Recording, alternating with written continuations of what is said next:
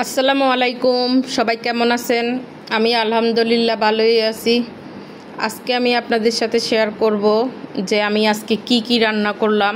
প্রথমে আমি মুরগি রান্না করছিলাম, তারপর সোনালী মুরগি, তারপরে আমি দেশি কই মাছ দিয়ে কাঁচকলা দিয়ে রান্না করছি আর ঢেঁড়স ভাজি করছি। তো মুরগিটা তো আসলে যে আমি পেঁয়াজটা প্রথমে বেরেস্তা করে নিই, তারপর সব মশলা দিয়ে দিই।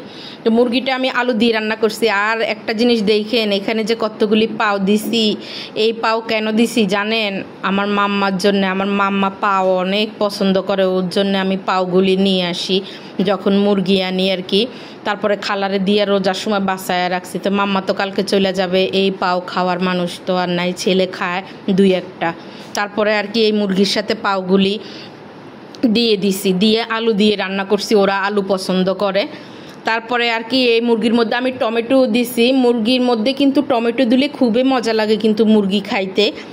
এর রান্না করলাম মুরগি। তারপরে আমি কাঁচকলাও রান্না করছি দেশি কই মাছ দিয়ে, ওইটাও খুবই মজা হয়েছে। আসলে দেশি কই মাছ খাইতে অনেক মজা। রমজানের সময় আমাদের দেশি কই মাছ নিয়ে আসছিল তো আমি কয়েকটা কইরা ভাজিও করি। আজকে কাঁচকলা দিয়ে রান্না করছি। আমার ছেলে খেয়েও বলল, মা অনেক মজা হয়েছে। তো মুরগিটা এই পাশে আমি রান্না করতে করতে ওই পাশে আমি কাঁচকলাটা করছি, কেটে নিলাম নিয়ে হলুদের পানিতে ভিজায় রাখছি। কাঁচকলা আমি কখনো, অনেকে আছে কাঁচকলা লতি এগুলি ভাপ দিয়ে রান্না করে, আমি ওভাবে রান্না করি না। আমি কাঁচকলাটা হলুদ আর লবণ পানিতে ভিজায় রাখি। কাঁচকলাটা কালোও হয় না, খুব সুন্দর হয় রান্না করলে আর এখানে কিছু ভাজা জিরার গুঁড়া দিয়ে দিছি।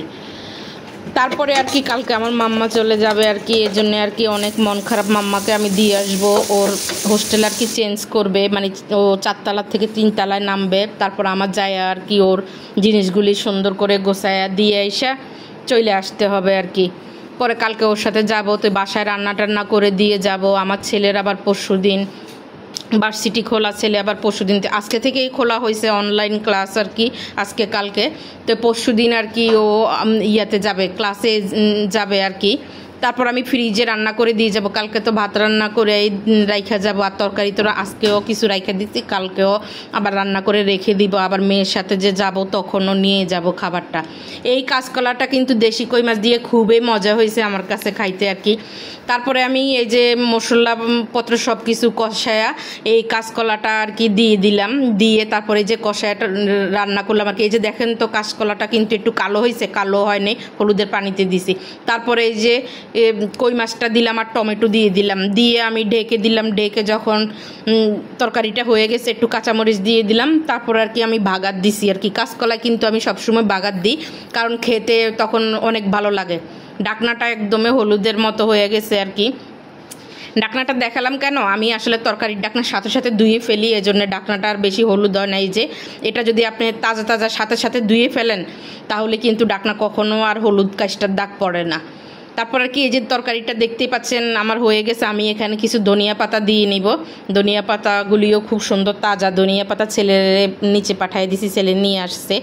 ঢেঁড়স নিয়ে আসছে, কাঁচকলা নিয়ে আসছে। তো কাঁচকলা আমি 2টাই দিছি, বেশি দিই নেই আর এখানে ঢেঁড়সটা ভাজি করতেছি। ঢেঁড়সটা একদম হাই হিটে ভাজি করলে ঢেঁড়স ওই যে লাসা লাসা লাগে না একটু খাইতে, ওইটা আর হয় না। এখানে রসুন আর পেঁয়াজের বাগার দিলাম কাঁচকলার মধ্যে